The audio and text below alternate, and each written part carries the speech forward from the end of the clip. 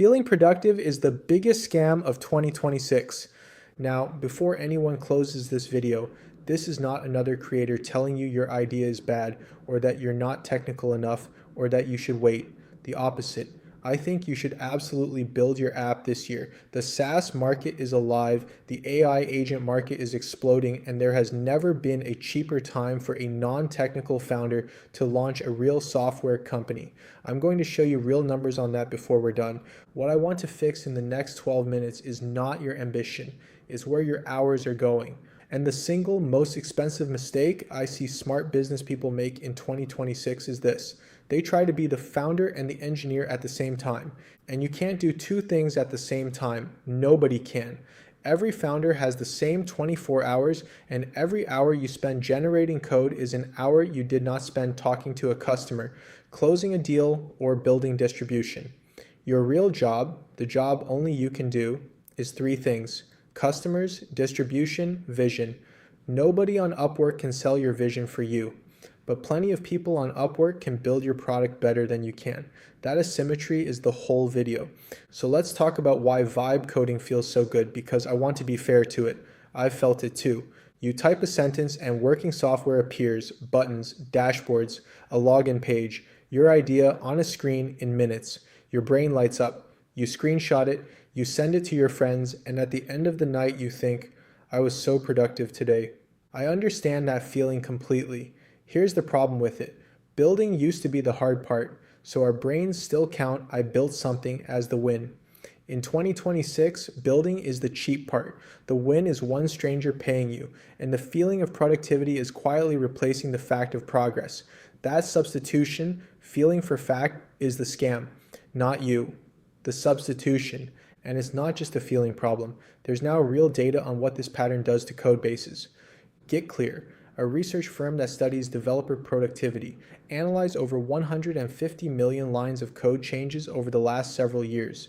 Since AI assistants took over the keyboard, copy-pasted duplicate code has roughly quadrupled, and refactoring, the unglamorous work of cleaning code so it stays maintainable, has collapsed to a fraction of what it was. Their conclusion has a name I love: the maintainability gap. The code works today. It just gets harder to change every single week. That's the mechanism I want you to remember, the slop compounds. One generated feature on top of another generated feature, each one faster than doing it right, each one quietly borrowing against the next. Month 1, you're flying. Month 4, every new feature breaks 2 old ones and you don't know why. And month 6, the good month, the month real users finally show up, is exactly when the interest comes due. The professional you eventually bring in spends their first weeks doing archaeology instead of building. You pay twice for every shortcut, and you pay the second time at the worst possible moment. Same story with the no-code platforms, and I'll be kinder here than you expect. Lovable, Bubble, tools like them, for a prototype, a landing page, something to put in front of 5 users this weekend, genuinely great. Use them for that. But founders don't stop at prototypes. And the moment your product needs accounts, payments, permissions, and data you can't afford to lose, that visual builder becomes a second full-time job. You're suddenly learning a proprietary system with its own bugs, its own limits, even its own certified consultants, and none of that knowledge transfers anywhere else. Run the math on those weekends and evenings. The learning curve costs more than hiring an engineer would have. You set out to avoid engineering and you became the engineer anyway.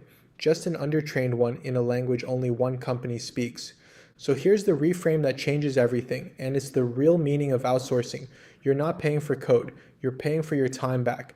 Think about what a founder hour is actually worth. An hour spent getting one customer to yes is worth hundreds of dollars to an early company, maybe thousands compounded. Now look at what professional engineering hours cost on the open market. On Upwork, developer rates start as low as $3 an hour, and even excellent senior freelancers bill a fraction of what your customer-facing hours are worth. When you hire a professional, you're doing an arbitrage. You buy their hours cheap, you free your own hours up, and you spend yours where nobody can replace you. That's not a cost. That's the best trade available to you. And this isn't a new trick. The biggest names in software were built exactly this way. Let me give you 3 with receipts. 2009. Jan Koum has an idea for a messaging app and he doesn't build it himself. He goes to a site called Rent-A-Coder and hires a freelancer, a developer named Igor, to build the first iPhone version of WhatsApp. Koum spends his own hours obsessing over users, reliability, and growth. 5 years later, Facebook buys WhatsApp for $19 billion. The first version of the biggest acquisition in consumer app history was freelancer built. That's not a corner cut, that's the model. 2003, a 3-person web design shop called 37 Signals. No programmers on staff, wants an internal project management tool.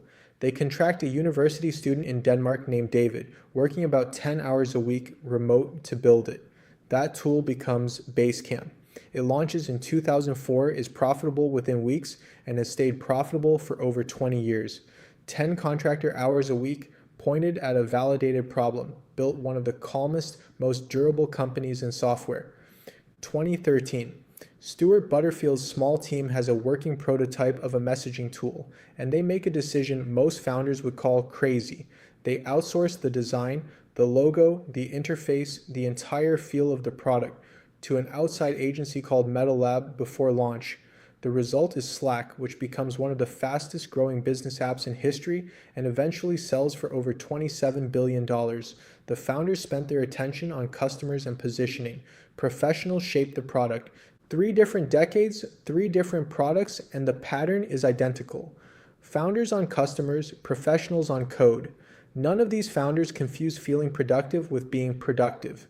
They bought back their time and spent it where only they could spend it. And here's the quiet bonus that compounds for years. When a professional builds it right the first time, you never have to retrace your steps.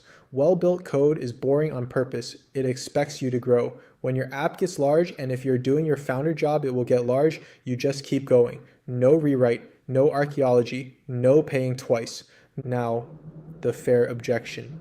Brendan, hiring is risky. I've heard the horror stories. True. Bad hiring is the expensive thing, not hiring itself. So here's how you de-risk it. 3 rules from my playbook. 1. Hire against evidence, not claims. Proposals are claims. A portfolio of shipped products that are still running is evidence. Ask for links. Click the links. This is the entire philosophy my company is built on. Ability is easy to claim and hard to see, and the founders who win are the ones who get good at seeing it. 2. Pay for a small test project before the real one. 1 week, tightly scoped, real money.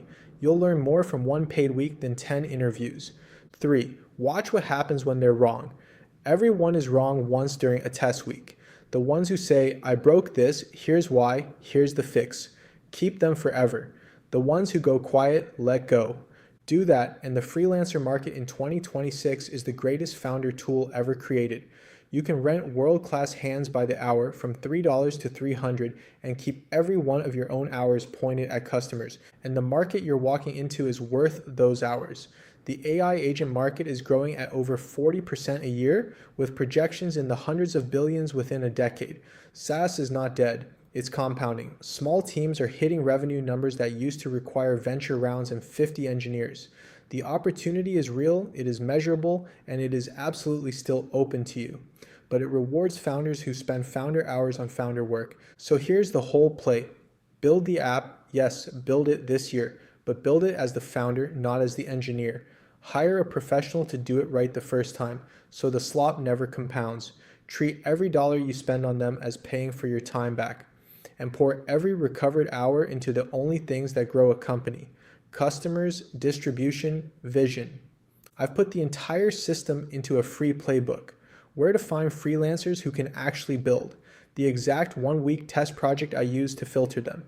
The budget template for launching your SaaS for as little as $200 a month, which, yes, is less than some Claude subscriptions. Book a free call at calendly.com/woobrendan7. The link is in the description, and I'll walk you through it personally. And drop a comment telling me what you're building and what's eating most of your hours right now. Be honest. I'll reply with the first thing I hand to a professional. Build the company, hire the code. I'll see you in the next one.